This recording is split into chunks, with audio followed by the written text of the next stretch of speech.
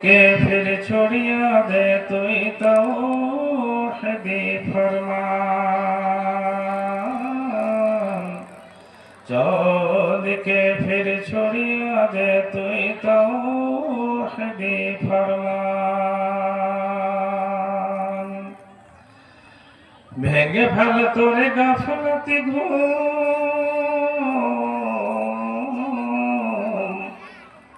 पुनराय फिर आज एलो रे मौसम चोख मेले देख सत्यर पथे पराजित आज शयतान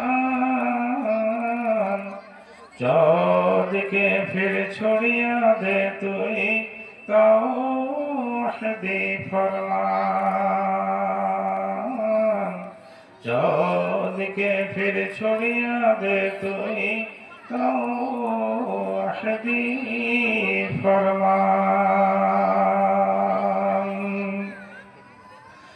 के थमाई तूने तकबीर ध्वनि नाराय लगा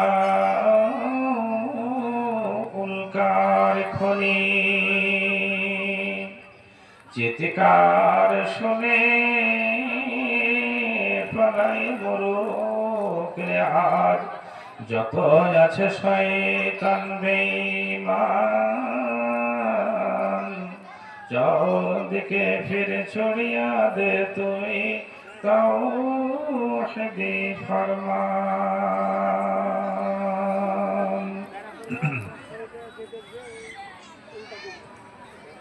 শ্রদ্ধেয় আজকের সভাপতি সাহেব সামনের বসে থাকা ওলামায়ে দ্বীন ও শ্রোতা মণ্ডলীরা সকলের প্রতি আমার আন্তরিক অভিনন্দন সালাম জানিয়ে আমি বক্তব্যের দিকে এগিয়ে আসবো ইনশাআল্লাহ। সকলের প্রতি আমার আন্তরিক ভালোবাসা দিয়ে সালাম খানি জানাচ্ছি, আসসালামু আলাইকুম ওয়া রাহমাতুল্লাহি ওয়া বারাকাতুহু। অতঃপর সেই মহান আল্লাহ রাব্বুল ইজ্জতের হাজার হাজার শুকরিয়া কৃতজ্ঞতা যাপন করব, যেই মহান আল্লাহ রাব্বুল ইজ্জতের অশেষ রহমতের বিনিময়ে হাজার হাজার নিয়ামত নিদর্শন উপভোগ করি। সেই মহান মনিবের কখনো আমরা শুকরিয়া কৃতজ্ঞতা যাপন করতে পারি, কখনো দুনিয়ার লোভনীয় সম্পদের মধ্য থাকায় ভুলে যাওয়ায় আমরা গাফিল হয়ে যাই। অতএব সেই মহান আল্লাহ রাব্বুল ইজ্জতের একবার শুকরিয়া কৃতজ্ঞতা যাপন করুন, যে মহান আল্লাহ রাব্বুল ইজ্জত মানুষকে সেকেন্ডের মধ্যে হাসাতে পারেন, কাঁদাতে পারেন, সুখ ও দুঃখের যিনি মালিক, কখনো বৃষ্টি, কখনো অনাবৃষ্টি, কখনো রৌদ্র, কখনো ছায়া, সেই মহান আল্লাহ রাব্বুল ইজ্জতের একবার শুকরিয়া আদায় করুন। সকলেই ভালোবাসার সহিত পড়ুন যে আমি আল্লাহকে পাক রব্বুল ইজ্জতকে আমি নামাজের মাধ্যম দিয়ে আমি দেখতে পাই, আল্লাহ দিদারে এসেছি। অতএব যদি আমাদের সকলের ইমানের যদি জাযবা যদি কমজোর হয়ে গিয়ে থাকে, তাহলে ইমানের সেই জজবাটাকে একটু হাই পিকআপে দিয়ে এটা লজ্জিত হয়ে দেখবো যে আল্লাহ সকলের অন্তর্যামী, আল্লাহ দেখছেন। অতএব একবার নিমাক হালালি করুন। মা বোনেরা আওয়াজটাকে ছোট্ট করে আল্লাহর শুকরিয়া আদায় করুন, সকলে পড়ুন আলহামদুলিল্লাহ। অতঃপর সেই মহান রব্বুল ইজ্জতের নবীর প্রতি হাজার হাজার দরুদ ও শরীফ শান্তির দ্বারা বর্ষিত হোক। আল্লাহুম্মা সাল্লি আলাইহি ওয়া সাল্লিম বারিক আলাইহি। আমার সামনে বসে থাকা আমার সমাজস্য মামা ভাগনা সামনে বসে আছেন মৌলানা আব্দুল লতিফ। চলে এসেছো মামা, এদিকে এসে চলে এসো। আপনারা দুঃখিত হবেন না, যে আপনার ভাগনা মামাকে ডেকে নিলেন, তো মামা আর ভাগনা যেখানে সেখানে সুখ দুঃখ থাকে না। যাই হোক, আলেম মানুষ, খুব তিনি একজন মেধাবী মানুষ, সরলপন্থী মানুষ, অহংকার প্রকট নেই, ভালো লাগে। আমি আপনাদের সম্মুখীন বক্তব্য রাখব, বিষয়বস্তুটা হচ্ছে মৌলানা আমার ভাতিজা শামীম সাহেব বক্তব্য রাখছিলেন যে এই ভেঙে চুরে শহীদ করে দেওয়ানো বাবরি মসজিদ আবার পুনরায় আবার বাবরি মসজিদ নির্মাণ করতে যাচ্ছে। সেখানে অনেক ওলামায়ে ইকরামের মতভেদ যে রয়েছে, অনেক ওলামায়ে ইকরামের, কেউ ভালো কেউ মন্দ। তো একজন আলেম, দুইজন আলেম, তিনজন আলেম, পাঁচজন আলেম, আরো বেশি। তাহলে পরিমাণ যে যেরকম যার বিবেকে জ্ঞানে যেটা ভালো লাগছে সে সেটাই বক্তব্য রাখছেন। আপনারা কোন পথের প্রতীক হবেন, কোন ওলামায়ের ইকরামের আপনারা বক্তব্যটা শুনবেন, কিন্তু আপনার নিজেদের বিবেক বিবেচনার মাধ্যম দিয়ে আপনি নিয়ে আসুন যে কোনটা সঠিক এবং কোনটা বেঠিক। আল্লাহ রাব্বুল ইজ্জত আপনার জ্ঞান বিবেক বুদ্ধি দিয়ে অতি উত্তম করে সৃষ্টি করেছেন। কিন্তু তার আগে আমার বক্তব্যের বিষয়বস্তুটা হচ্ছে এই যে সর্বপ্রথমে যিনি মসজিদ নির্মাণ করেছিলেন তিনি কে এবং কোথায় মসজিদ নির্মাণটা হয়েছিল, এটা একটা ইতিহাস জানার আছে। দ্বিতীয় বিষয়বস্তুটা হচ্ছে যেই পুরুষ ছেলের স্ত্রী রমণী অর্ধাঙ্গিনী মনের মতো, তার সংসারটা সুখের, আর সুখের রমণী না হলে সুখের সংসার গড়ে তুলতে পারেন না। দ্বিতীয় নম্বর হলো। তৃতীয় নম্বরটা হচ্ছে যেমন বাজারে কোনো জায়গায় কোনো জিনিস যেমন খরিদ করা হয়, বিনিময়ে টাকা দিবেন, চাদর পাবেন, টাকা দিবেন, সোনা পাবেন, টাকা দিবেন, গয়না পাবেন। তো কিনা বেচা যখন করতে হয় তাহলে টাকা দিয়ে জমিন খরিদ করা হয়, আর কখনো জমিন বিক্রি করে গয়নাগাটি খরিদ করা হয়। তা আল্লাহ রাব্বুল ইজ্জত আপনাদের আমাদের সকলের সঙ্গে আল্লাহ কিনা বেচা করবেন, এ কথা পবিত্র কোরআন মাজিদ কথা বলে। তা কার সঙ্গে আল্লাহ সওদা করবেন, কিনা বেচা করবেন? যতটি লোক বসে আছেন, এবারে দেখেন যে কার সঙ্গে আল্লাহ কথা বলবেন, কার সঙ্গে কিনে বেচা করবেন। তাহলে যার সঙ্গে আল্লাহ কিনে বেচা করবেন তার ভাগ্য ভালো, আর যার সঙ্গে লেনদেন হবে না, কিনে বেচা হবে না, তার কপালটা একেবারে পুরো কপাল, দুর্ভাগ্য, ওর মতো আর হতভাগা আর কেউ নেই। এই সভার মধ্যে, মঞ্চের মধ্যে বসে আছেন, কার সঙ্গে আল্লাহ কিনে বেচা করবেন এই সম্বন্ধে আরেকটি আয়াত। অতএব আমি তিনখানা আয়াতের কথা তর্জমা আপনাদের সামনে আমি রাখলাম। সংক্ষিপ্ত সময়ের দিকে লক্ষ্য রেখে আমার বক্তব্যকে আমি টানবো ইনশাআল্লাহ। তবে আপনাদেরকে আমি অনুরোধ জানাচ্ছি, এই সভা থেকে দেখবেন যারা আল্লাহওয়ালা মানুষ, আল্লাহ রসুলকে ভালোবাসে, তারা বসে থাকবে। আর যারা শয়তানের অসহায় চক্রান্ততে যারা পড়ে যাবে, ও মাথা নুসতে নুসতে চা পান বিস্কিটের একটা কৌশল করে এখান থেকে শস্য করে উঠবে।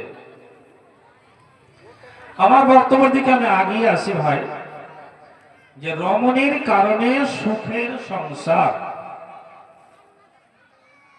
তো একজন আলেম 5 ওয়াক্ত নামাজ আদায় করেন, তো ওনার স্ত্রীকে আলেমা হতে হবে।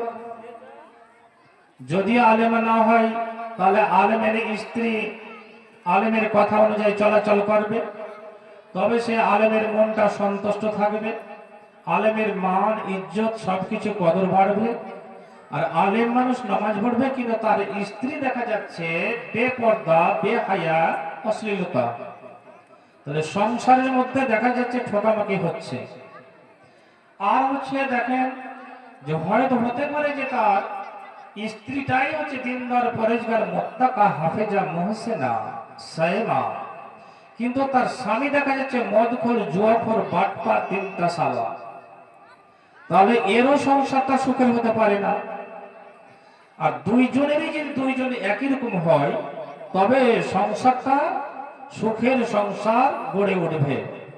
তা আশা করছি আল্লাহর কাছে, আল্লাহ যেই ভাইয়ের, যেই বোনের, যেই মায়ের, যেই বেটির সংসারের মধ্যে উলট পালট হয়ে আছে, আল্লাহ সকলকে তুমি রাহে মুস্তাকিমের প্রতি চলার তৌফিক দান করিও। সকলে পড়ুন আমিন। তো দৃষ্টান্ত স্বরূপ আমি একটা ঐতিহাসিক আপনাদের সম্মুখে গল্প আমি বলছি। এই গল্পটা মানুষের কাল্পনিক গল্প নয়, আল্লাহর কোরআন মাজিদ থেকে এই কথাটা প্রমাণ রয়েছে। কি কথা বলে? একজন আলেমের স্ত্রী যে আলেমাই হবে এমনটা নয়, এমন একটা মেয়ে ছিলেন যে দেখা যাচ্ছে খুব আবেদা, মুহসিনা, কিন্তু ওর স্বামী যে দিনদার, পরেজগার, মুত্তাকি হবে এমনটা নয়, উলটপালট হতেই পারে, ব্যতিক্রম হতেই পারে। ব্যতিক্রমের একটা আমি কথা আপনাদেরকে আমি জানাচ্ছি। সকলেই আমরা চিনি বাদশাহ ফেরাউনকে, আর বাদশাহ ফেরাউনের একটা ওস্তাদ ছিল, তার নাম হচ্ছে নমরুদ। ভারতবর্ষের যেমন প্রধানমন্ত্রী, আর তাকে পরিচালনা করছে রাষ্ট্রপতি অমিত শাহ।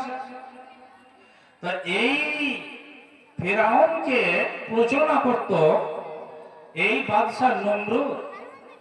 তা বাদশাহ নমরুদ যে একে পরিচালনা করত, তা বাদশাহ ফেরাউনের ঘরে তার অর্ধাঙ্গিনী মা আসিয়া ছিলেন। তা আসিয়ার রিপোর্টটা চলে গেল ফেরাউনের কানে। কি করে গেল? একজন জাসুসি লোক এসে বলছে, বাদশাহ আপনাকে আমরা সমাজের মধ্যে নেতা, এমএলএ, এমপি, আপনাকে আমরা এই হিসাবে মান্যতা দিই, প্রাধান্য দিই, কিন্তু আপনার ঘরে আপনার একনিষ্ঠে, আপনার বিকল্পে সে কিন্তু কুটি কাটা কথা বলছে, সে চটি চাটা বইগুলো লিখছে, আর আপনার একনিষ্ঠে ও একটা নতুন করে দিন পরিচালনা করছে। খবর দেখেছেন? সেটা কে? সেটা অন্য কেউ নয়, সেটা হচ্ছে আপনারই বাড়ির মানুষ, সেটা হচ্ছে আপনার স্ত্রী। তাই নাকি? হ্যাঁ। ডাকা হলো, ডাকিয়ে বলছে আসিয়াকে, আসিয়া তোমার আমি রিপোর্ট পেয়েছি, তুমি কি আমাকে আল্লাহ বলে মেনে নিতে পারছো না? বলে না তো, তোমাকে, আমাকে, সারা পৃথিবীর মানুষকে যিনি সৃষ্টি করেছেন তিনি হচ্ছেন এক, ওয়াহদাহু লা শারীকা লাহু, তিনি হচ্ছে এক আল্লাহ।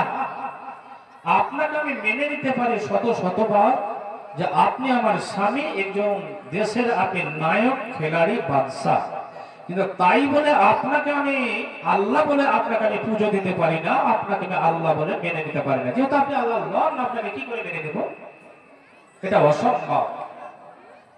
শোনো, তুমি আমার ঘরে, আমার দরবারে, আমার রাজ সিংহাসনে তুমি বসবাস করবে, আমার রাজত্ব তুমি ভোগ করবে, আর তুমি আমার একনিষ্ঠে তুমি অন্য কাউকে তুমি পুজো করবে, অন্য কাউকে মানবে, এটা আমি মেনে নিতে পারছি না। অতএব আপনি মানো না, আপনি আমাকে নাই মানো। ঈমান কি জিনিস, কথা কেমন ভাবে বলা বলি করছে। শেষ পর্যন্ত বলে তুমি আমাকে কি মানবে না? বলে না, আমি স্বামী বলে মানতে পারি, কিন্তু আল্লাহ বলে আপনাকে মানতে আমি পারি না। ভাইজান, ফেরাউন বলল তার জাল্লাদদেরকে একে নিয়ে যাও তো, একে মারো। এই শুরু করলেন তাকে মারতে মারতে মারতে মারতে মারতে জুহরিকে বেহুশ করে ফেলে দিয়েছে। আসিয়াকে বলছে, আসিয়া কেমন লাগছে তোমাকে এবার বলো? তুমি আমার সিংহাসনে ছিলে, তুমি আমার রাজ দরবারে তুমি ছিলে, আমার মালকিন হয়েছিলে, আর তুমি আমাকে বাদ দিয়ে তুমি এক আল্লাহর তুমি উপাসনা করছো।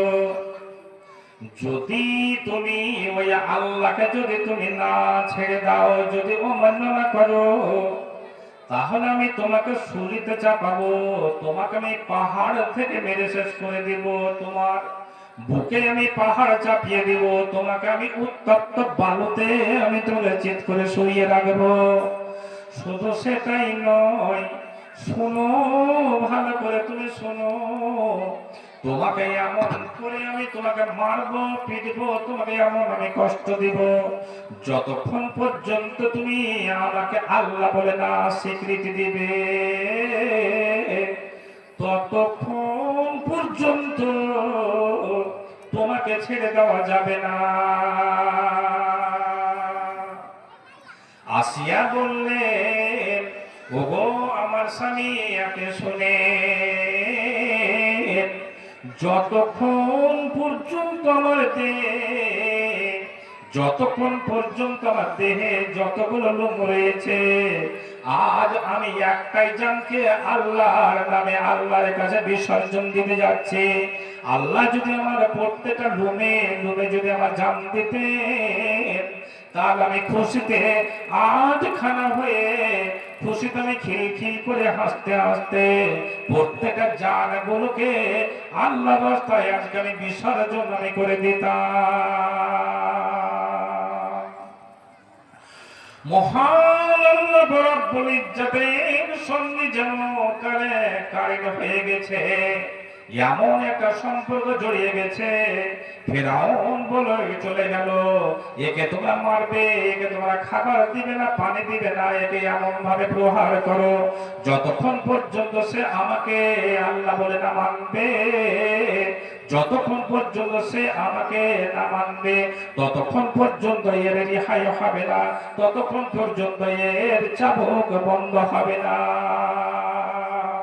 ফেরাউনের জাল্লাদেরা মা আসিয়াকে মারতে শুরু করলেন, মারতে মারতে মারতে মারতে এমন ভাবে বেহুশ করে ফেলে দিয়েছেন, আর সহ্য করতে পারে না, অসহায় নিরুপায় আল্লাহর সঙ্গে কথা বললেন।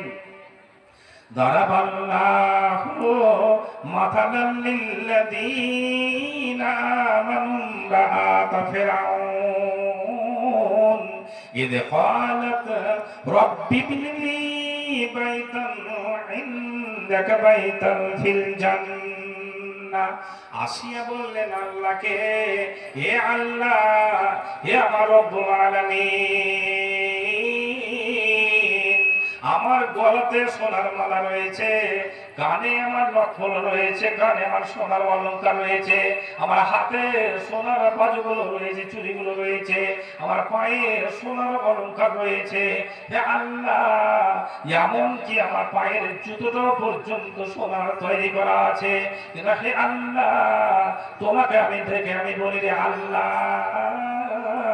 আমি যে এই ফেরাউনের চাবুকের তলে আমি পড়ে আছি, আর আমার গায়ে যে চাবুকের প্রহার চলছে, রে আল্লাহ, আমি তোমাকে বলি, যেই জান্নাতের বিনিময়ে আজ আমি জমিনে পড়ে আছি, যেই জমিনে আমি আজকে ছটফট করছি, যেই আমি জান্নাতের বিসর্জন দিতে চলেছি আল্লাহ, কিন্তু হে রব্বুল আলামিন, তুমি যে বলেছো, হে আল্লাহ, তুমি যে বলেছো আল্লাহ, সূরা তাওবার মধ্যে কথা উল্লেখ করে দিয়েছো, ইন্নাল্লাহ হাশতারা মিনাল মুমিনিনা আনফুসাহুম ওয়া আমওয়ালাহুম বিআন্না লাহুমুল জান্নাহ। আল্লাহ, তুমি যে বলেছো আল্লাহ, মানুষ যেমন সওদা কিনা বেচা করে, তো সেই মতো তুমি নাকি আল্লাহ আমার সঙ্গে কিনে বেচা করো, মুমিনের সঙ্গে। কোন ভাইয়ের ছেলে একটা লাইট চালাচ্ছে, চোখে ছাটা লাগছে, তোমাকে বাবু আল্লাহ অসিতা দিয়ে বলছি, বাবু তুমি এই ধরনের লাইট ব্যবহার করিয়ে না, চোখে লাগছে। তো ভাইজান ঠিক আছে, তা দোয়া করে দিচ্ছি। তো কি করে কিনে বেচা হয়? আপনারা বেটির তো বিয়ে দিয়েছেন, আপনাদের ছেলে মেয়ের বিয়ে দেন, তো স্বর্ণকারের বাড়ি গিয়ে কি কথা বলেন যে আমি একটা গয়না তৈরি করব, আমি একটা গয়না তৈরি করব, কত টাকা লাগবে? এত আনার এত টাকা লাগবে। যাই হোক, তাহলে স্বর্ণকারের বাড়িতে গিয়ে বললেন কি গয়না তৈরি করব, কিন্তু সোনা থেকে তৈরি হবে। সেই সোনাটাকে ডাইসে দিয়ে আগুনে দেয়, আগুন থেকে তুলে আবার ডাইসে নিয়ে আসে, আর ডাইস থেকে তুলে আবার সাপ দিয়ে রিঠার ফল দিয়ে আবার মেজে ভালো করে সুন্দর করে সাজিয়ে গুজিয়ে একটা ছোট্ট বাক্সাতে রেখে দিয়ে আবার আপনার সঙ্গে ডেলিভারি দেওয়ার জন্য রেডি করে রেখেছে। এবার আপনি ডেট অনুযায়ী গেলেন, গিয়ে আপনারা কি বলেন, সোনা নেব বলেন না গয়না নেব বলেন? আপনারা একটা কথা বলবেন না, সোনা নেব না গয়না নেব? আমার গয়নাটা দেন। আল্লাহ রাব্বুল ইজ্জত পবিত্র কুরআন মাজিদের মধ্যে সূরা তওবার মধ্যে আল্লাহ উল্লেখ করেছেন, কি বলে, মানুষ যেমন কখনো জমিন বিক্রি করে, কখনো জমিন বিক্রি করে হালের বলদ বিক্রি করে, কখনো ছাগল বকরিগুলো বিক্রি করে, কখনো নাকের নফুলগুলো বিক্রি করে জমিন কিনে, আর কখনো আবার মেয়ের জন্য, বোনের জন্য, বেটির জন্য আবার গয়না তৈরি করার জন্য জমিনগুলো বিক্রি করে দেয়। আল্লাহ বলে, মানুষের যখন তোমরা গয়না বিক্রি করে জমিন খরচ করো, আর কখনো জমিন বিক্রি করে গয়না খরিদ করো, আল্লাহ স্বয়ং বললেন, আনফুসাহুম ওয়া আমওয়ালাহুম বিআন্না লাহুমুল জান্নাহ। রে মানুষেরা, তোমরা যেমন জমিন বিক্রি করে গয়না খরিদ করো, আর কখনো গয়না বিক্রি করে জমিন খরিদ করো, তা আমি তোমাদের আত্মাটাকে, তোমাদের প্রাণটাকে, তোমাদের প্রাণের বিনিময়ে এবং তোমাদের মালের বিনিময়ে আমি জান্নাত দিব। আর কখনো আমি জান্নাতের বিনিময়ে তোমাদের আত্মা নিব, কখনো আমি জান্নাতের বিনিময়ে তোমাদের মাল নিব। অতএব তোমার মাল নিব, তোমাদের আমি নাফস নিব, অতএব নাফসের বিনিময়ে আমি জান্নাত আমি দিব। আসিয়া তিনি বললেন, হে আল্লাহ, আর আমি সহ্য করতে পারি না, যেই তোমার জান্নাতের বিনিময়ে এই দুনিয়ার আমি সুখ শান্তিকে আমি অস্থায়ী জীবন মনে করলাম, তোমার আখিরাতকে আমি প্রাধান্য দিলাম। হে আল্লাহ, তোমার জান্নাতের দৃশ্যটা কেমন, হে আল্লাহ তুমি একবার আমাকে দেখাও, আর তোমার ওই জান্নাত দেখে যেন আমার মনের মধ্যে শান্তি আসে। হে আল্লাহ, তোমার জান্নাতটাকে তুমি দেখাও। আল্লাহ রাব্বুল বললেন, রে আমার জিজ্ঞাসা, আমি আমার ওই বান্দিকে দেখো, তার সোনার বাংলা, সোনার বাড়ি, সোনার ঘর, বিছানা সব কিছুকে পরিত্যাগ করে দিয়ে শুধুমাত্র আমার সঙ্গে তার ভালোবাসা, আমার জান্নাতের বিনিময়ে এসে দুনিয়াকে ত্যাগ করে দিয়ে পড়ে আছে। এ আমার জিব্রাইল আমিন, তুমি ওই জান্নাতটাকে একবার আমার আসিয়ানের সামনে তুলে ধরো। মহান আল্লাহ রাব্বুল ইজ্জত যেমন তিনি বললেন, সপ্তম আসমানের পর্দা খুলে গেল, আর জান্নাতের চ্যালেঞ্জটাকে তুলে ধরেছে।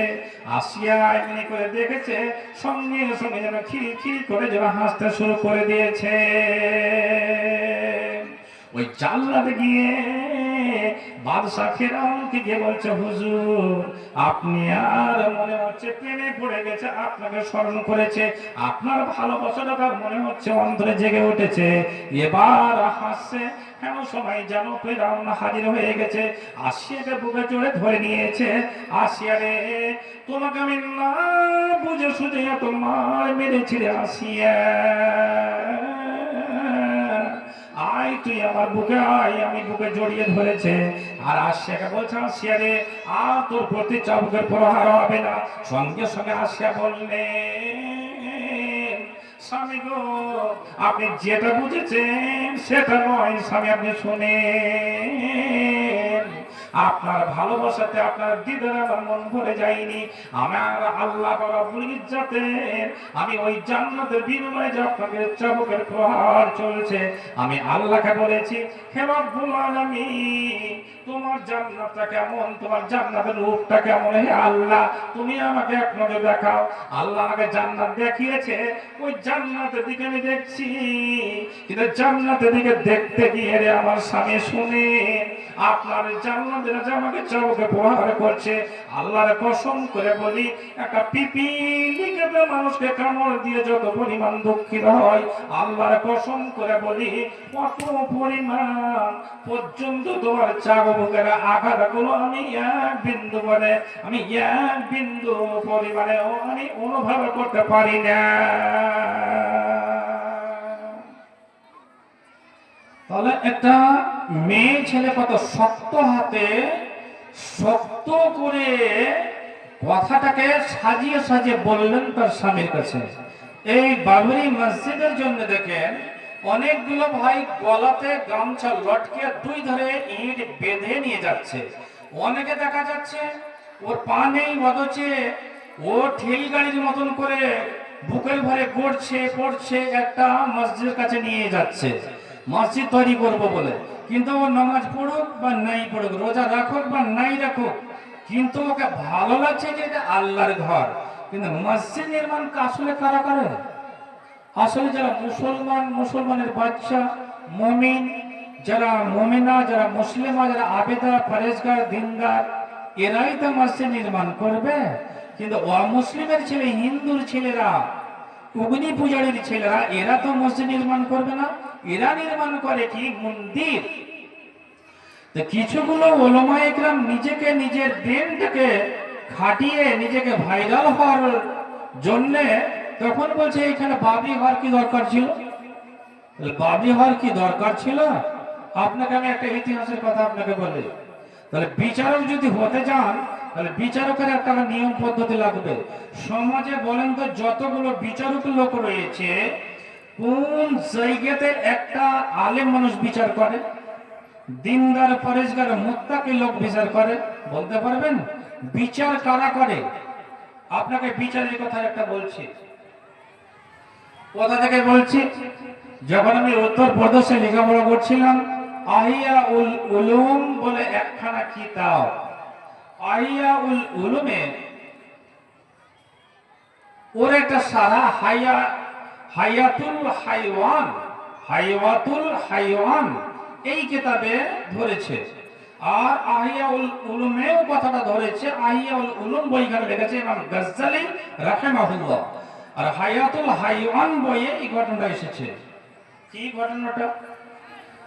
একটা লোকের চারটা বেটা আছে। গল্পটা শুনবেন ভালো করে, তাহলে কি বোঝার আছে এখানে। চারটা ওর বেটা আছে। বললো, বেটা আমি যখন মরে যাব তখন তোমরা সম্পদ সমান সমান করে ভাগ করে নেবে। ঠিক আছে। ভাগ করতে গিয়ে যদি তোমাদের মধ্যে কিছু কম বেশি হয়ে যায়, তাহলে আমার একটা দোষ আছে, ওই বাদশার কাছে তোমরা গিয়ে চার ভাই অভিযোগ জানাবে, তোমাদের সুন্দরভাবে ফায়সালা করে দেবে। বাদশাহ মারা গেলেন। বাদশাহ যখন মারা গেলেন, এরা চার ভাই মিলে জমিন বন্টন করতে করতে কিছু কম বেশি হয়ে যায়। তার মধ্যে আলোচনা হলো, ভাই আব্বা তো এই কথা উচ্ছেদ করে গিয়েছিলেন, চলে গেলেন। যেতে যেতে একটা রাস্তার ধারে গমের জমিতে দেখা যাচ্ছে যে গম খেয়েছে।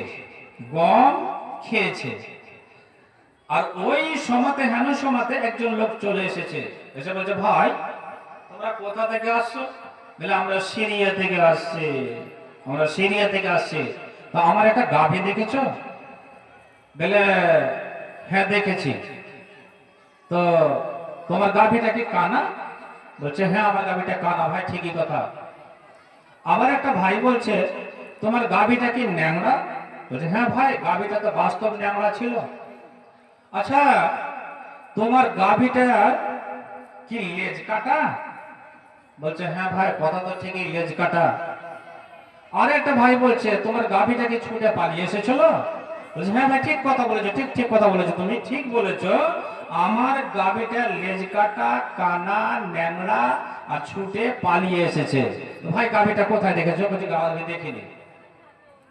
ভাই তুমি যে বলছো যে ন্যাংরা, কানা, লেজ কাটা আবার ছুটে পালিয়ে এসেছে, তো দয়া করে বলে দাও না, তোমাদের পা হাত ধরে বলছি ভাই, আমি গরিব মানুষ, অসহায় মানুষ, এই গাভীটাকে নিয়ে পালা পোষা করে দুধ দহন করে আমার জীবিকা নিয়ে বহন করে, একটু দয়া করে বলে দাও ভাই, তোমাদের পা হাত ধরে বলি ভাই, না তোমাদের গাভী আমি দেখিনি, গাভী দেখিনি।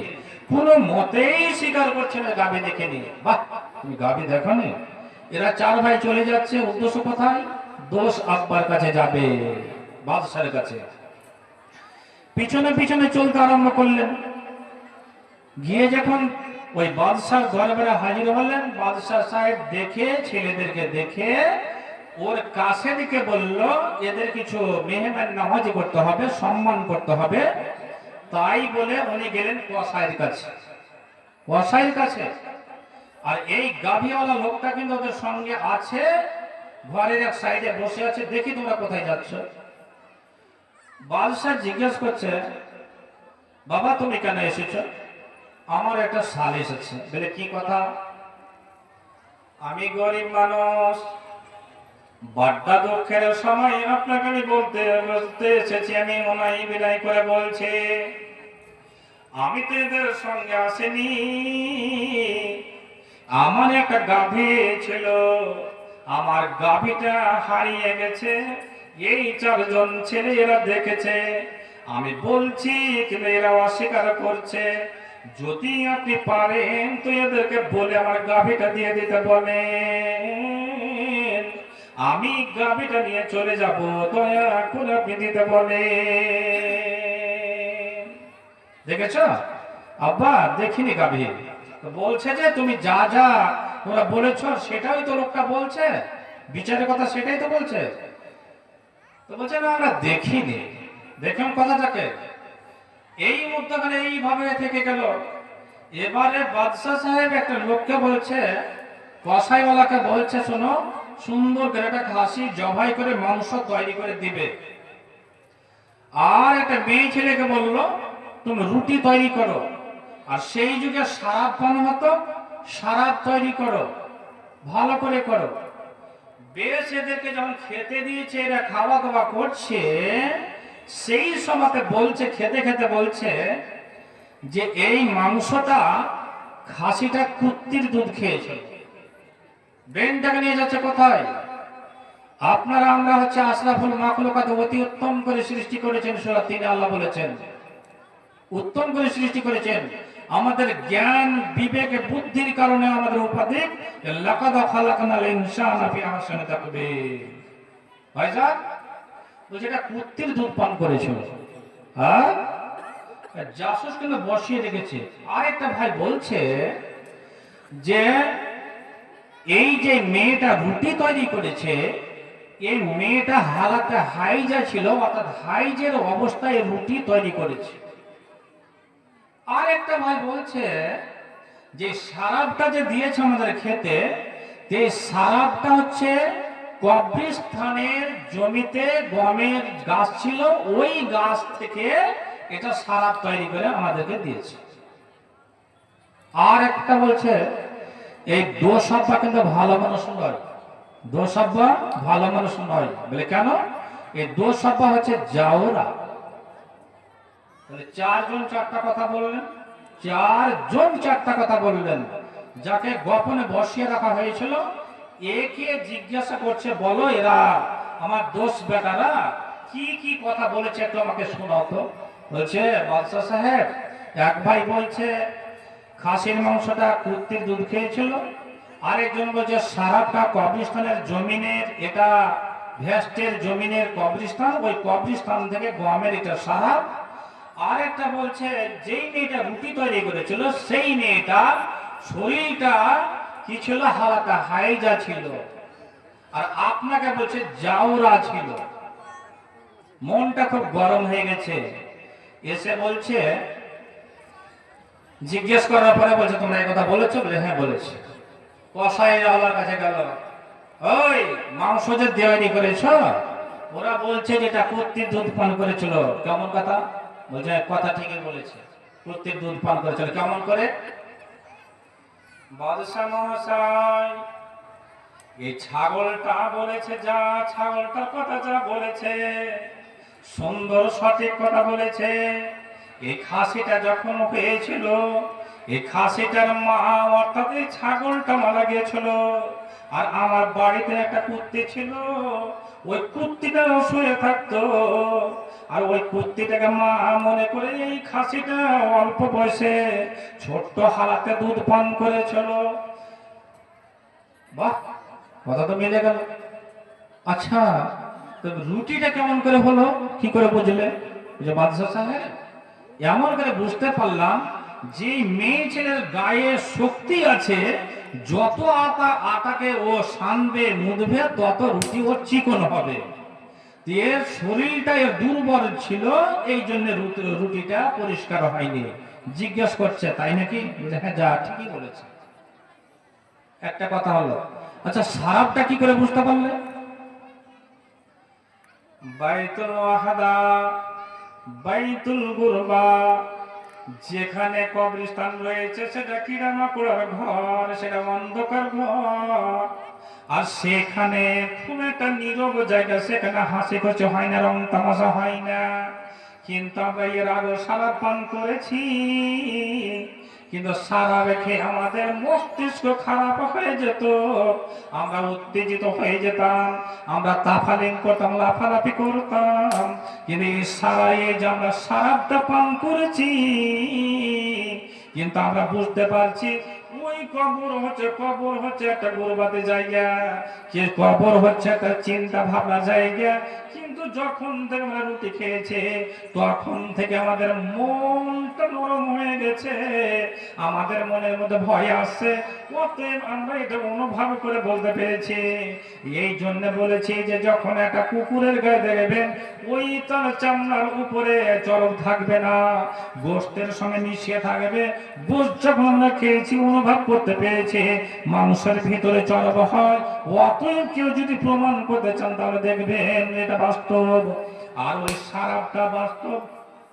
আমরা সারাবে খেয়ে যে মন মেজাজ আমাদের খারাপ হয়ে যায়, এটা খারাপ হয়নি।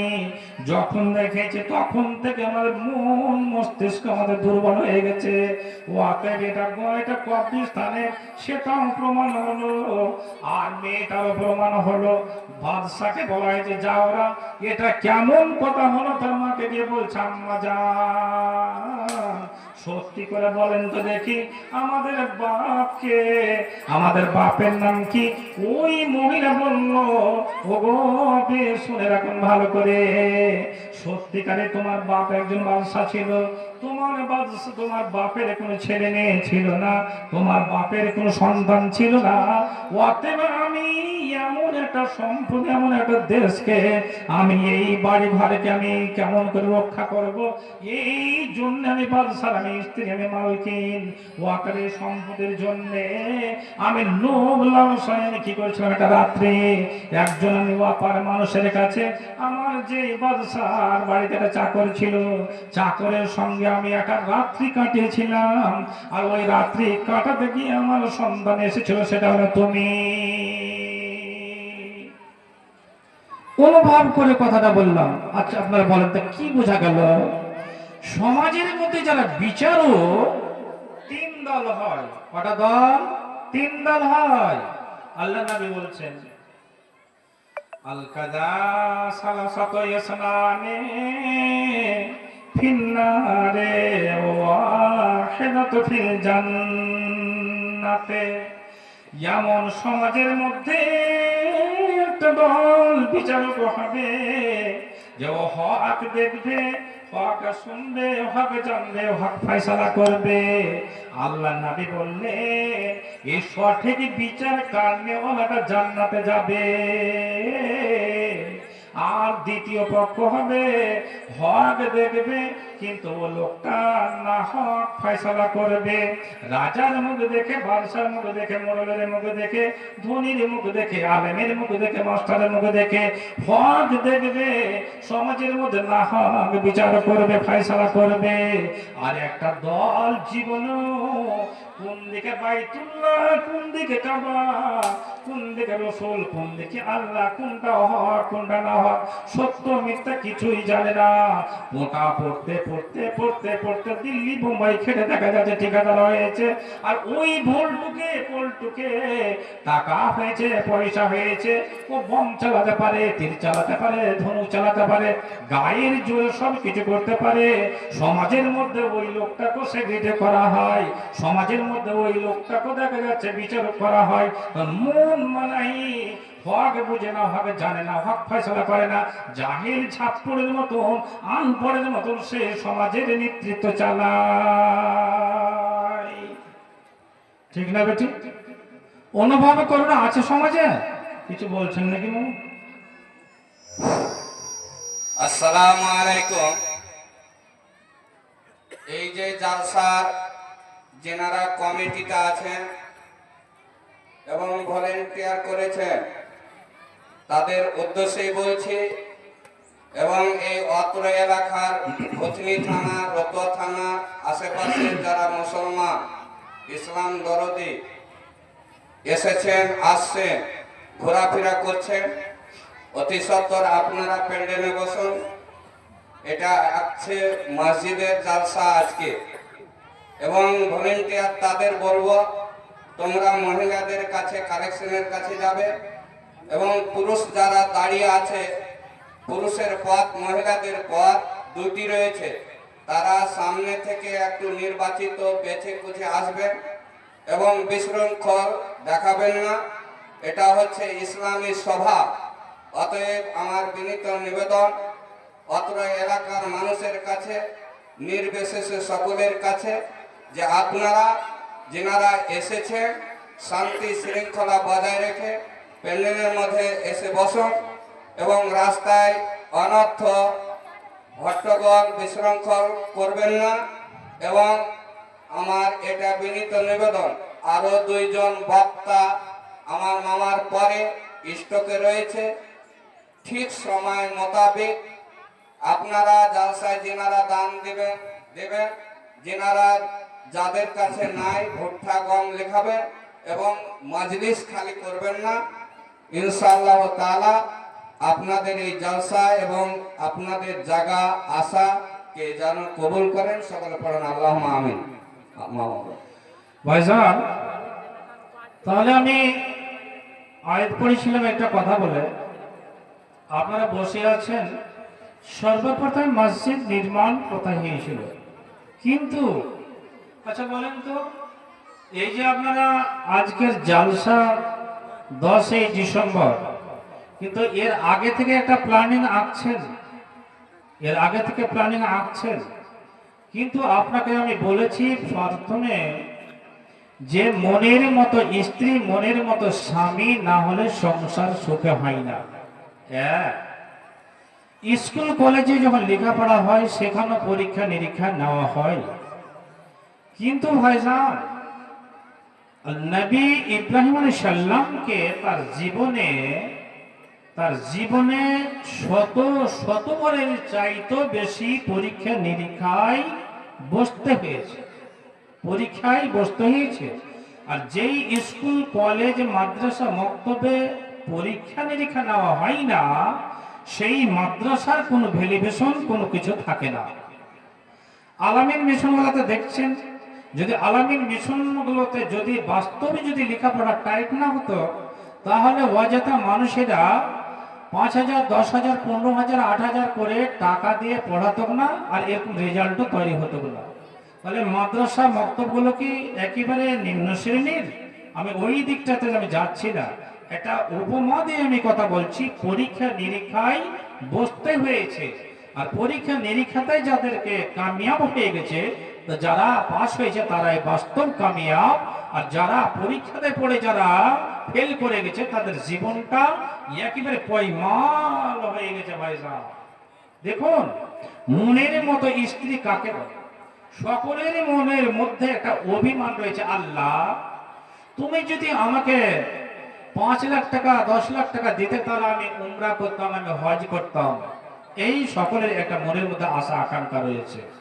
ভাইজান একদিন ফিলিস্তিনের মাটি দিয়ে হেঁটে যাচ্ছেন নবী ইব্রাহিম আলাইহিসসালাম। হেঁটে যেতে যেতে যেতে যেতে থমকে দাঁড়ালেন। থমকে দাঁড়িয়ে আল্লাহকে বলছেন, আল্লাহ আল্লাহ, তুমি সেকেন্ডের মধ্যে মানুষকে হাসাতে পারো, কাঁদাতে পারো, কখনো সুখ কখনো দুঃখ। এ আল্লাহ, তোমার বিনা দেশে একটা গাছের লতা পাতা হইলা হয় না। এ আল্লাহ, একটা কালো পিপিলিকা পর্যন্ত জমিনে চলাচল করতে পারে না। এ আল্লাহ, আমার বয়সটা এখন 85 থেকে 86 ঘরে। রে আল্লাহ, হে রব্বুল আলামিন, তোমার কাছে ফারিয়াদ করি, হে আল্লাহ, আমার হাতে যে লাঠিটা রয়েছে, আর এই লাঠিটার উপরে আমি সাহারা দিয়ে আমি এখন চলাচল করছি। লাঠিটা যদি হাত থেকে পড়ে যায়, কে আমাকে উঠিয়ে দিবে?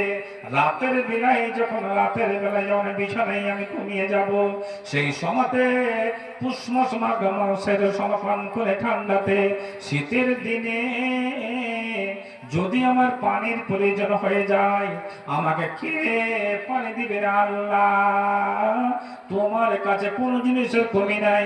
হে আল্লাহ, তুমি আমাকে একটা সুসন্তান দান করো। তুমি কি একটা ছেলে দান করবে না? আল্লাহ বলছে, কাউকে আমি ছেলে দিই, কাউকে মেয়ে দিই, কাউকে আমি দুটোই দিই, কাউকে বান করে রাখি। ছেলে দেওয়া হলো।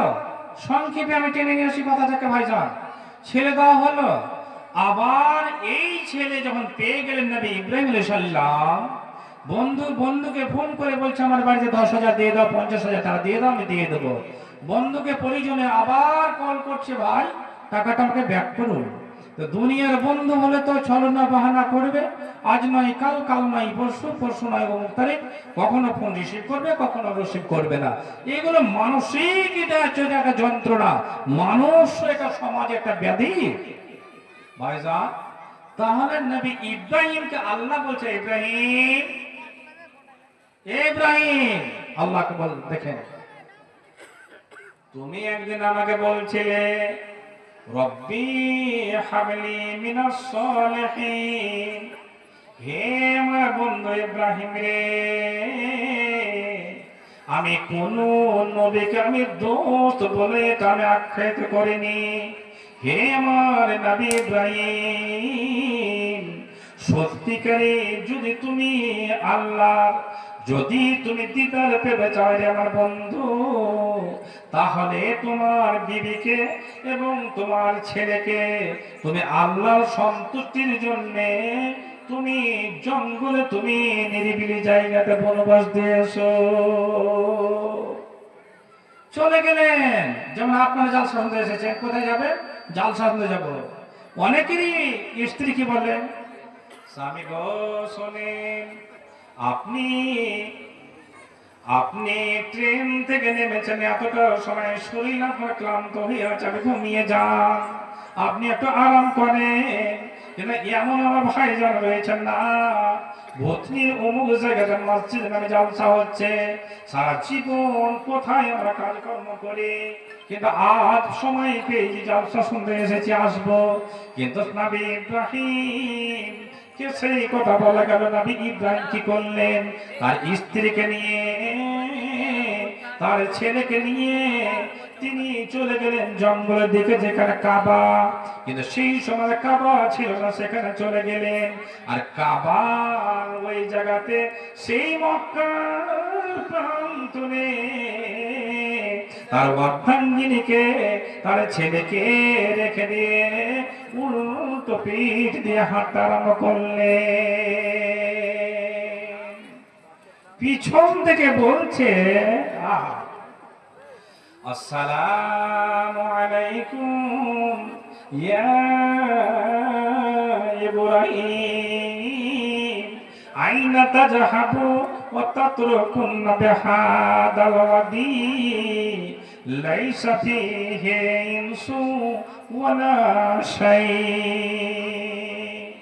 ওগো স্বামী, খোদার কসম দিয়ে বলি, এই তো আপনার ইসমাইল কলেজার টুকরো, যেই কলেজার টুকরোর জন্য আপনি গভীর রাতের বেলায় আল্লাহর কাছে কেঁদে কেঁদে দোয়া করেছিলেন, হে আল্লাহ তুমি আমাকে এমন একটা সুসন্তান দান করো যে সন্তানটা আমাকে ওযু করার জন্য পানি দিবে, আমাকে বালিশে দিবে, আমাকে রুটি দিবে, আমাকে চানা দিবে, আমাকে বিস্কিট দিবে।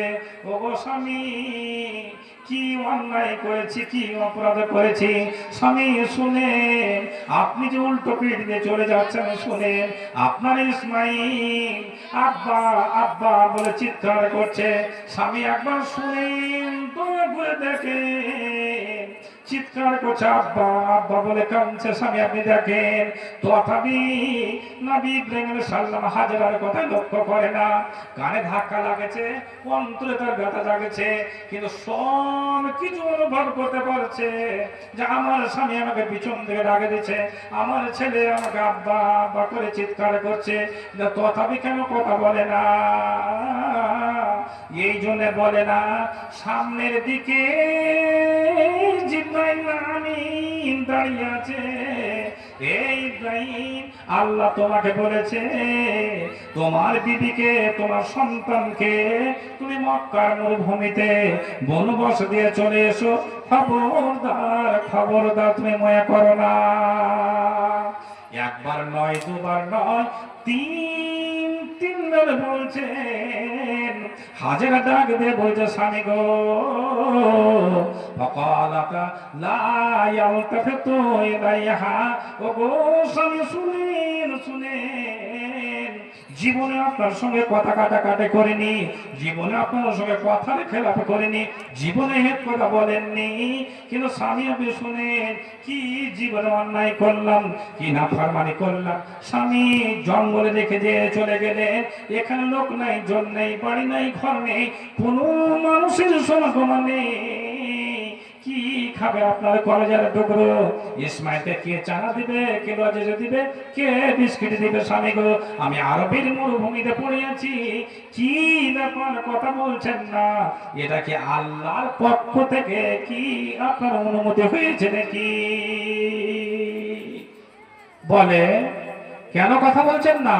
এই জন্যে ইব্রাহিমকে বলা হয়েছে, ইব্রাহিম তুমি যদি তোমার অর্ধাঙ্গিনীর দিকে তোমার ছেলেকে বনবাস দিয়ে আসতে বলেছে, আল্লাহর কোনো অনুমতি হয়নি, আর এই দিকে সামনে জিবরাইল আমিন দাঁড়িয়ে আছে, যদি তুমি ওই দিকে ডাক দিয়ে দাও, তাহলে তোমার নামটা যতক্ষণ আল্লাহ অনুমতি না দিচ্ছে ততক্ষণ পর্যন্ত বিনা অনুমতিতে যদি সাড়া দাও, তাহলে নবীর খাতাতে তোমার নামটা যে রয়েছে, আর তোমার নামটা শুধু নবীর নামে নাই, তোমাকে আল্লাহ বন্ধু বলেছে, খালিল বলেছে। অতএব শোনো, যখন আদেশ হলো, তারপরে বললেন নবী ইব্রাহিম, হাজেরা রে, তুমি যা বলেছো আল্লাহর অনুমতি হয়েছে, এই জন্যে আমি তোমার সঙ্গে কথা বলতে পারি না। কালা নাম, হ্যাঁ। সঙ্গে সঙ্গে মনির মতো রমণী, সুখের রমণী বললেন, আল্লাহ আলী বললেন হাজেরা, মা হাজেরা বললেন, কালাত লা ইউজিনা। ও গো স্বামী, চলে যান যেখানে আল্লাহর অনুমতি হয়েছে, অতএব আমার পাক্কা ভরসা, আমি বুকে ইমানি জাজবানি আমি বলছি, যেখানে আল্লাহর আদেশ হয়েছে রেখে চলে গেলেন, কোনো আমার এতে যাই আসে না। অতএব আল্লাহ আমাদের ছেলে আমাকে আল্লাহর হেফাজতে থাকবো, আল্লাহ হেফাজত করবে, অতএব কোনো চিন্তার কারণ নাই। চলে যান, চলে যান, আপনি চলে যান। দেখলেন? কিন্তু এখনকার মেয়ে ছেলেকে যদি 8 দিন ফোন না করে, 1 সপ্তাহ ফোন না করে, উলট পালট কথা বলা বলি হয়, উলট পালট কথা বলা বলি হয়ে যাবে। 1 মাস ফোন না থাকলে অন্য নাম্বার পেতে গেলেই ওই দিকে মেতে গেল। যদি এই ধরনের কথাগুলো বলা যায়, তাহলে আপনাদের মনে খুব ব্যথা লেগে যাবে, দুঃখ এসে যাবে। কিন্তু দেখুন, নবী ইব্রাহিমের এটা একটা বিরাট একটা ইমতিহান, বিরাট ইমতিহান। কি করে ছেলে মেয়েকে আল্লাহর সন্তুষ্টির জন্য জঙ্গলে নিরিবিলি জায়গাতে বনবাসে রেখে আসলো। ভাইজান, শীতের অবস্থায় বসে আছেন। আমি একটাই কথা বলবো, আর আপনাদের একটু মসজিদের দিকে আমি কয়েক মিনিট আমি একটু হাত বাড়িয়ে একটু দানটা চাইবো। এর মধ্যে দেখবেন এখন যারা প্রকৃত দুনিয়ার চালু হতভাগা, এ মাথাটাকে মুজবে মুজবে চুলকাবে আর এখান থেকে পালাবে। আর যারা আল্লাহর দিদারের জন্য, আল্লাহকে সন্তুষ্টির জন্য যারা বসে থাকবে, একে শয়তান কোনো মতেই পারবে না। শয়তানের বুকে লাত মেরে ঝাঁটা মেরে বসে থাকবেন। এটাই হচ্ছে মুমিনের একটা পরিচয় বন্ধু। ভাই দেখুন, ঈমান কি জিনিস, ঈমান কি জিনিস। আচ্ছা, এটা মটরের দানার ওজন কতখানি হতে পারে একটু বলবেন কোন ভাই? মটরের ওজনটা কত হতে পারে? 1 লাল, 2 লাল, তাই নাকি?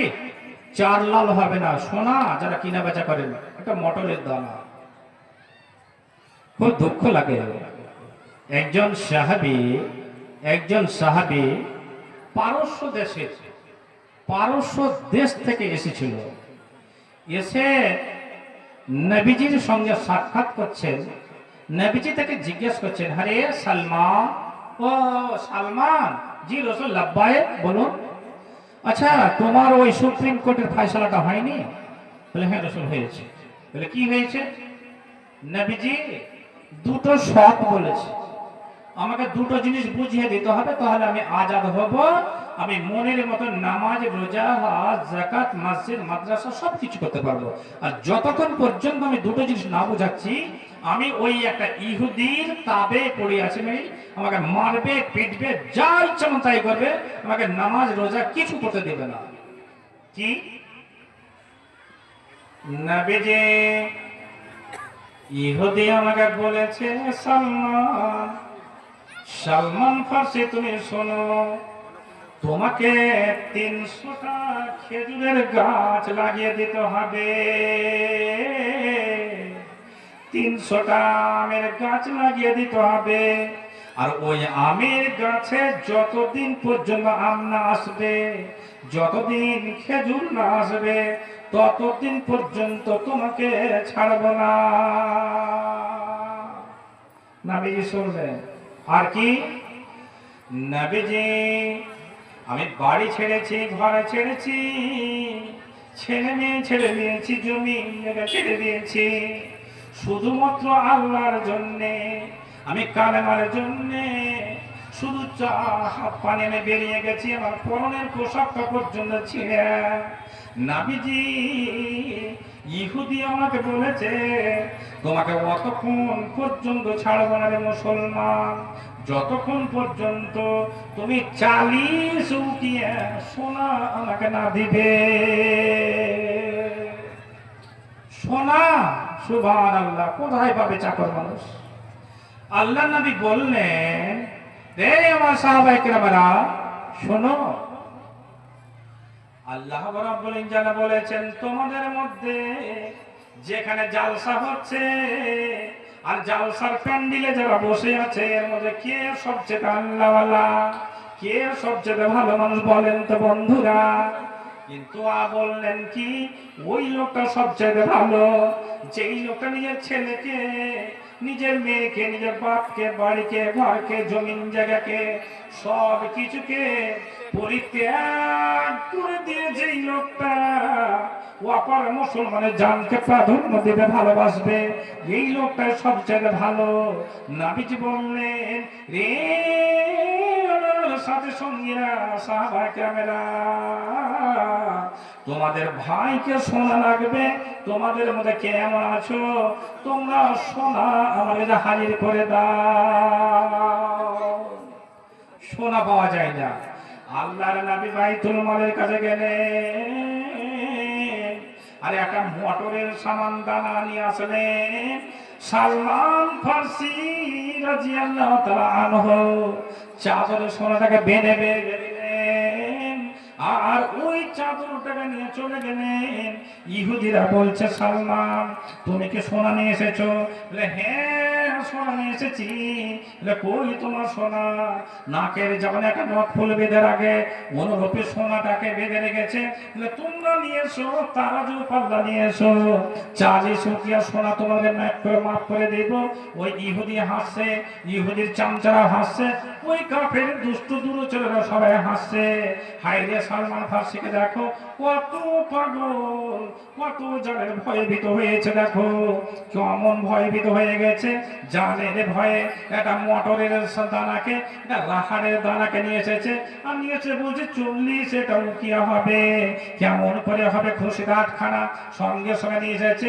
কিন্তু সালমান ফার্সি রাদিয়াল্লাহু তাআলা তিনি বললেন, তোমরা তারা যদি দাও, এইদিকে 40 উকিয়ার মতো একটা বাটখারা দেওয়া হয়েছে, আর যেই দিকে সালমান ফার্সির সোনা দেবে সেই দিকে বিসমিল্লাহ বলে বলছে, ও গো শুনে আমার সোনা দেওয়ার কাজ আপনাদের ওজনের কাজ বলে ঠিক আছে, যেমনই সোনা দিয়েছে যেই দিকে বাটখারা রয়েছে, সঙ্গে সঙ্গে দেখা গেল কি ওই তাজুল পাল্লাটা জমিন ছেড়ে দিয়ে আকাশের দিকে উঠে গেছে, আর যেই দিকে সোনা ওই মটরের দানাটা রয়েছে, সঙ্গে সঙ্গে দেখা গেল এত আল্লাহর রহমতে ভারী হয়েছে যে ওই জমিনে ওই পাল্লাটা যেন লেগে গেছে, ভারী হয়ে গেছে।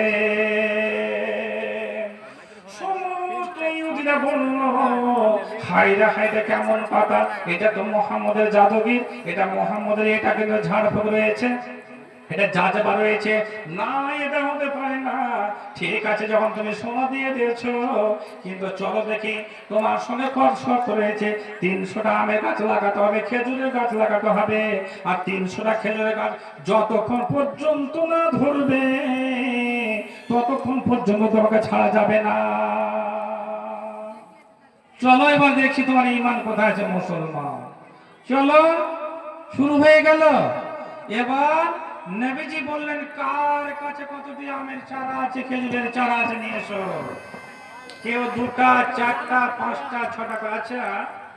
যারা ওই সামনে আমার ভাই যারা দাঁড়িয়ে আছেন, ভাই শীতকাল, পৌষ মাস মাকে কনকনে ঠান্ডা, ভাইজান দাঁড়িয়ে আছেন, একটু আল্লাহর রাস্তায় যদি বাস্তব যদি কোরআন হাদিসের কথা শুনতে এসে থাকেন, ভালো লাগে, তাহলে আগা থেকে দয়া করে রাস্তা আছে এটা দিয়ে কষ্ট না দিয়ে এটা দিয়ে সরাসরি সোজা হয়ে চলে আসুন। আর যদি ঈমান না থাকে, ভালো না লাগে, তাহলে ভাই আপনি সরে যান। তাহলে আপনাদেরকে আমি ফলো করছি আল্লাহ রসুল, আর আপনাদেরকে সকল ব্যক্তি ফলো করছে যে কারা আসছে কারা চলে যাচ্ছে। ভাইজান একটু আসবেন না? মা বেটি বোনদেরকে বলছি, মা একটু সাজে সেটে বসুন, বোনেরা আমার সেটে বসুন, যারা দাঁড়িয়ে আছেন তারা এইদিকে জায়গা দেখেন, দেখে এসে বসে যান। তো ভাইজান সাহাবায়ে কিরামেরা খেজুরের চারা 10টা 5টা 2টা 4টা করে দিতে আরম্ভ করলো। এবার নবী বলছেন সালমানকে, সালমান চলো জমিন দেখো, জমিন দেখে দাও। চলে গেলেন। এবার জমিনে গিয়ে খেজুরের গাছ লাগাতে শুরু করেছে। লাগাতে লাগাতে লাগাতে লাগাতে যখন শেষ হয়ে গেছে, আর লাগাতে নেই, সালমানকে বলছেন নবীজি, সালমান তোমার মালিককে বলো, তোমাকে বলেছে 300টা খেজুরের গাছ লাগিয়ে দিতে হবে রে সালমান। তোমার মালিককে বলে দাও গাছ লাগা হয়েছে না হয়নি, গাছ লেগেছে না লাগেনি। সালমান রে তুমি বলে দাও। সালমান ফার্সি বললেন মালিককে। ওই ইহুদি চলে আসলেন, এই মাথা থেকে পশ্চিম মাথা থেকে যেমন পূর্ব প্রান্তে গিয়েছে, 300টা গাছ লাগা হয়েছে না হয়নি। ইহুদি 1 পা 2 পা করে যেতে যেতে যেতে যেতে পূর্ব প্রান্তে গিয়েছে। ইহুদিটা বলছে কি, ওহে সালমান তোমাকে বলেছিলাম 300টা গাছ লাগিয়ে দিতে, গাছ যতদিন না লাগাবে ততদিন পর্যন্ত ছাড়বো না। কিন্তু সালমান রে শুন, সালমান শুন, সত্যিকারী যে সালমান, তোমাকে যে বলেছিলাম গাছ লাগাতে হবে, আর অতদিন ছেড়ে দেব না যতদিন খেজুরের গাছে খেজুর না ধরবে। সালমান বললেন, মালিককে বললেন, মালিকটা বলছে ওরে শোনো। সঙ্গে সঙ্গে দেখলাম নবীর হাতে এমন একটা বরকত, এরা এমন একটা মুসলমান, এরা এমন একটা নবীর শিষ্য, এমন একটা বিশ্বাস রয়েছে, এমন একটা ইমানি জাজবা রয়েছে। সঙ্গে সঙ্গে দেখা গেল ওই খেজুরের গাছগুলো তো লেগে যাওয়া দূরের কথা, খেজুরের গাছ থেকে কলা গাছের মতন হয়ে কাঁচগুলো জমিনে ঝুলে গেছে। মহান আল্লাহ বললেন, মান কানা লিল্লাহি কানা আল্লাহু লাহু।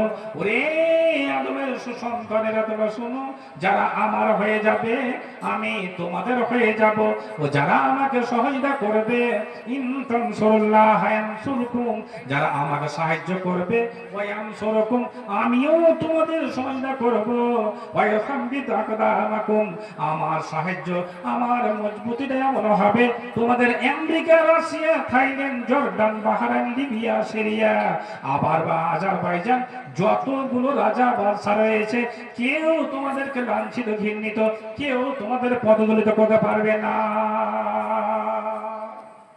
আচ্ছা ভাই, যতগুলি ভাইজান আমার বসে আছেন, এর মধ্য থেকে কোনো ভাই আমার ঠিকাদার আছেন, কন্ট্রাক্টর আছেন, কোনো মা বেটি আছেন, কিন্তু দান তো 5,000 10,000 দিবেন, কিন্তু একটা সুন্নতি দান কোনো মা যদি থাকেন, যে মসজিদের জন্য আমার নাকের নখফুলটা, হাতের বালাটা, পায়ের পাজের, হাতের আঙ্গুটি আমি দান করবো, এটা নবীর সুন্নতি দান। কোন মা বেটি যদি থাকেন, ইনশাআল্লাহ আমি আপনার জন্যে আমি দোয়া করব, যতদিনই বাঁচব এটা একটা স্মৃতি থাকবে। অমুক জায়গার অমুক মা বেটি বোনেরা সুন্নতের নাকের গয়না কাঠি নখফুল খুলে দান করে চলে। কোন ভাই যদি থাকেন, বেশি নয়, 10,000 টাকা 3 জন, আর 5,000 টাকা করে 5 জন, আর 2,000 টাকা করে যদি থাকেন একটু দয়া করে দেন। কোন যদি ভাই আমার ঠিকাদার থাকেন, এই দেখেন মাশাআল্লাহ ভাইজান, বাম হাতে আমার 100 টাকার নোট, এখানে যদি 1 লাখ টাকা থাকে যদি বাম হাতে, আর এই নাকের নথফুলটা দেখেন, নাকের নথফুল হয় মায়ের, দাদির, নানির, স্ত্রীর কাউরি। এই ভাইজান তরুণ নওজওয়ান যুবক আমার নিয়ে এসেছিলেন, নাকের নথফুল দেখুন একটা দান করেছে, এটা হচ্ছে সবচেয়ে বড় আজকের মূল্যবান দান, এটা নবীর তারিকার সুন্নতি দান।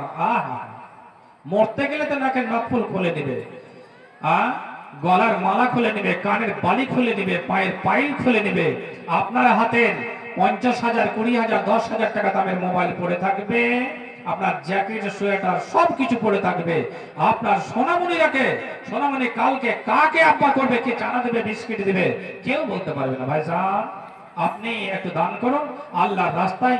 মা হাজেরা, বাবা ইসমাইল, নবী ইসমাইল ইব্রাহিম যদি তার কলেজার টুকরো ইসমাইলকে যদি জঙ্গলে বনবাস দিয়ে আসতে পারে আল্লাহর সন্তুষ্টির জন্য, ছেলেকে মেয়ে স্ত্রীকে জঙ্গলে যদি রেখে আসতে পারে, নবী মা আসিয়া রাদিয়াল্লাহু তাআলা আনহা ফেরাউনের অর্ধাঙ্গিনী যদি স্বামীর সিংহাসনকে ত্যাগ করে দিয়ে জানকে কুরবান দিতে পারে, বিসর্জন দিতে পারে, একটু পারবেন না 5,000 টাকা?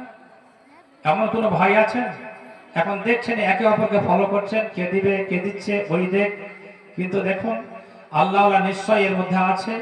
শয়তানের বুকে হয়তো ভাবছেন যে ওই দিবে আমি দেব, কিন্তু শয়তানের বুকে লাত মেরে আমার একজন ভাই যদি থাকেন 5,000 টাকা দেবেন, দেন 5,000 টাকা দেন, ভারী যদি হয় 2,000 করে দিন, যতটুকু পারবেন ততটুকু দিন। আল্লাহ সকলের অন্তর্যামী। বলুন তো কার পকেটে টাকা নেই? আল্লাহ দেখছে। বিসমিল্লাহ বলে হা দেন যে আমার পকেটে টাকা নেই, 10টা টাকা আছে মাওলানা, 10টা টাকাই আপনি এখানে দিয়ে যান। একটা একটা করে ডাকবো, সময় কেটে যাবে, মূল্যবান সময়কে প্রাধান্য দিন। অতএব অল্প সময়ের মধ্যে যেটা ইনকাম হয় সেটা আল্লাহ রসুলের তালিকা, এটা আল্লাহ নবী প্রাধান্য দিয়েছেন। ভাইজান একজন ভাই আমার ওখানে টাকা বলছে, আসুন 5,000 10,000 2,000 ঠিকাদার নেই ভাই, আসেন 10 বন্ধুকে নিয়ে 5,000 10,000 টাকা আপনি খরচ করে দিচ্ছেন। আল্লাহ আপনার হায়াত দারাজ করবে, আল্লাহ আপনার ঠিকাদারিতে বরকত দান করবে। বাবজি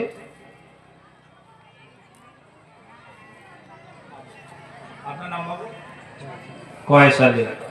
এই বাবাজির ছেলে মারা গেছে, তার জন্য 500 টাকা। চাচা, ওই চাচা একটু শুনুন বাবু, ধন আমার শোন, আমার 500 টাকা দিয়েছেন, আর 500 টাকা দিন বাবু। ছেলের নামে দিলেন, আপনার নামে আপনার, আচ্ছা যেখান থেকে এসেছেন পারবেন কি বাকিতে? আচ্ছা ঠিক আছে যান। এই চাচার ছেলে মারা গেছে, ছেলের জন্য 500 টাকা, একজন 100 টাকা, একজন ভাই একটা নাকের নকফুল। যারা দান করবেন এটা খুব তাড়াতাড়ি আসুন। আল্লাহুম্মা রাব্বানা আতিনা ফিদ দুনিয়া হাসানাতাও ওয়া ফিল আখিরাতি হাসানাতাও ওয়া কিনা আযাবান্নার। হে রব্বুল আলামিন, হে পাক পরওয়ারদিগার আলাম। ভাই 500 টাকা, না না আর এখান দাও না ভাই, আর এখান, মাশাআল্লাহ। দেখেন ভাই আমার 500 টাকা দিয়েছিলেন, এখানটা বললাম তো আর 100 টাকা। হাজি ভাই একটু হাসির কথা বলছি, আপনি পালায়েন না ভাই। আপনার দায়রা সাহেব আপনাকে জিজ্ঞেস করে চল, চুল আর ঝিঁক কটা ভাই? চুল আর ঝিঁক 3টে, মানে 3টা না হলে হান্ডি থাকবে না। হাজি না না, আপনার জন্য 500 টাকা আর আপনার স্ত্রীর জন্য 500 টাকা। মা বাপ কি অন্যায় করলো না না? মাশাআল্লাহ মাশাআল্লাহ, আহা রে ভাইকে দেখেন আবার 500 টাকা। একটু সবাই মিলে দোয়া করবেন না এই ভাইয়ের জন্য? ভাই আমার 500 টাকা করে এসেছিল, 1500 টাকা দিলেন। আচ্ছা বাদরুদ্দিনের জামাই, বাদরুদ্দিন দিলে 500 টাকা, শাশুড়ি মা দিলে 200 টাকা, শাশুড়ি আর জামাই মিলে 700 টাকা। ভাই জান আপনি, আচ্ছা ভাই নাম কি আপনার? বেনামি। আচ্ছা ভাই শোনেন ভাই,